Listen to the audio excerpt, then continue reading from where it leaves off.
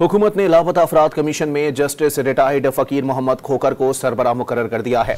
Justice Aminuddin Khan की सरबराही में supreme court के 6 रुकनी आईनी बेंच ने लापता अफराद केस की समाअत की। दौरान समाअत जस्टिस जमाल बंदुखेल ने रिमार्क्स दिए कि कानून तो पहले से मौजूद है, किसी को लापता करना जुर्म है, किसी ने जुर्म किया है तो ट्रायल करें, जुर्म नहीं किया तो छोड़ दें। अगर मसला हल करना होता तो लापता अफराद का मामला हल हो चुका होता।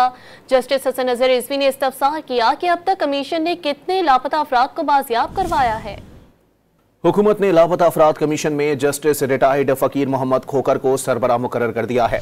जस्टिस अमीनुद्दीन खान की सरबराही में सुप्रीम कोर्ट के 6 रुकनी आईनी बेंच ने लापता अफराद केस की समाअत की। दौरान समाअत जस्टिस जमाल बंदुखेल ने रिमार्क्स दिए कि कानून तो पहले से मौजूद है, किसी को लापता करना जुर्म है, किसी ने जुर्म किया है तो ट्रायल करें, जुर्म नहीं किया तो छोड़ दें। अगर मसला हल करना होता तो लापता अफराद का मामला हल हो चुका होता।